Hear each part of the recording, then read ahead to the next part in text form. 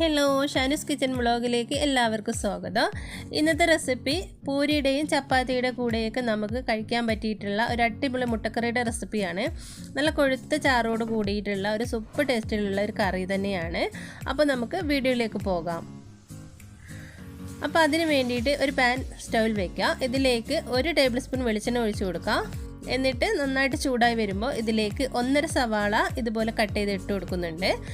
സവാള ഒന്ന് നന്നായിട്ട് വഴന്ന് വരാൻ വേണ്ടിയിട്ട് അല്പം ഉപ്പിട്ടിട്ട് നമുക്കിതൊന്ന് മൂടി വെക്കാം. അപ്പോൾ സവാളയൊക്കെ നന്നായിട്ട് വഴന്ന് കിട്ടിക്കോളും. ഒന്ന് ഇളക്കി കൊടുത്തതിന് ശേഷം ഇതൊന്ന് മൂടി വെക്കാം നമുക്ക്. ഇനി ഇതിലേക്ക് ഞാൻ ഒരു 1.5 തക്കാളിയും കൂടി അരിഞ്ഞു വെച്ചിട്ടുണ്ട്. അതുകൂടി ഇതിലേക്ക് ചേർത്ത് കൊടുക്കുന്നതാണ്.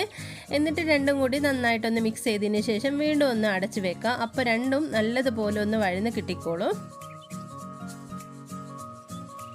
5 മിനിറ്റ് കഴിഞ്ഞതിന് ശേഷം ഇതിലേക്ക് കുറച്ച് കറിവേപ്പിലയും കൂടി ഇട്ട് കൊടുക്കാം. എന്നിട്ട് മൂടി തുറന്നതിന് ശേഷം നല്ലതുപോലെ ഒന്ന് ഇളക്കി കൊടുക്കാം. ഇത്രയും മതി. ഇനി നമുക്ക് ഇതൊരു പാത്രത്തിലേക്ക് മാറ്റാം. ഇതൊന്ന് ചൂടാറിയതിന് ശേഷം നമ്മൾ ഇനി ഇത് മിക്സിയുടെ ജാറിലിട്ട് നന്നായിട്ടൊന്ന് അരച്ചെടുക്കുകയാണ് ചെയ്യുന്നത്.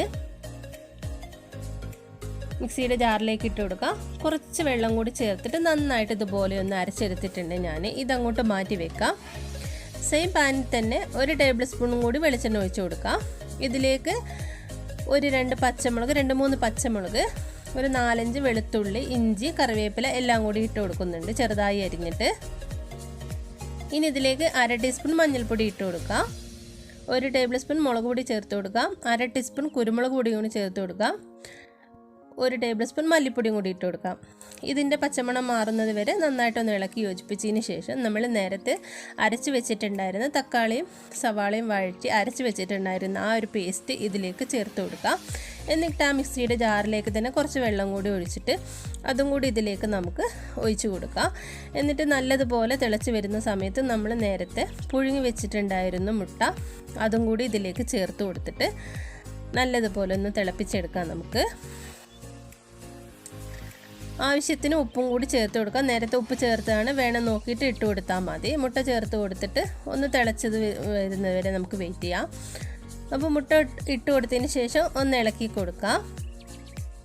നല്ലൊരു ഗ്രേവിയോട് കൂടി നല്ലൊരു കൊഴുത്ത ചാറോട് കൂടിയിട്ടുള്ളൊരു മുട്ടക്കറി തന്നെയാണ്. അടിപൊളി ടേസ്റ്റാണ്.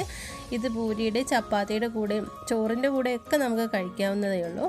ഒന്ന് മൂടി വെച്ചിട്ട് നമുക്ക് ഒരു 5 മിനിറ്റ് കഴിഞ്ഞതിന് ശേഷം നോക്കാം. അപ്പോൾ ചാറൊക്കെ നന്നായിട്ട് തിളച്ച് വന്നിട്ടുണ്ട്. ഈ ഫ്ലെയിം ഓഫ് ചെയ്യാം നമുക്ക്. ഇനി ഇതൊരു പാത്രത്തിലേക്ക് സെർവ് ചെയ്യാം. കുറച്ച് മല്ലിയില കൂടി ഇട്ട് കൊടുക്കാം. ഇതിൻ്റെ കൂടെ കഴിക്കാനായിട്ട് ഞാൻ പൂരിയാണ് ഇവിടെ റെഡിയാക്കി എടുക്കുന്നത്. ഗോതമ്പത്തിൻ്റെ പൂരിയാണ്. ഗോതമ്പ് മാവ് കൊണ്ടിട്ടുള്ള പൂരിയാണ് ഇവിടെ റെഡിയാക്കി എടുത്തിട്ടുള്ളത്. മാവൊക്കെ ഞാൻ ഓൾറെഡി കുഴച്ച് വെച്ചിട്ടുണ്ടായിരുന്നു. പൂരിയും കൂടി നമുക്ക് ചുട്ടെടുക്കാം.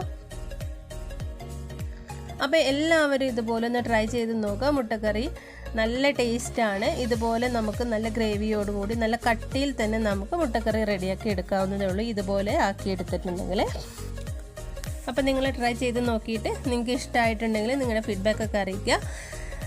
ലൈക്ക് ചെയ്യാനും ഷെയർ ചെയ്യാനും മറക്കല്ലേ. നല്ലൊരു വീഡിയോ ആയിട്ട് കാണുന്നവരേക്കും thank you. Bye from Shanu's kitchen and blog.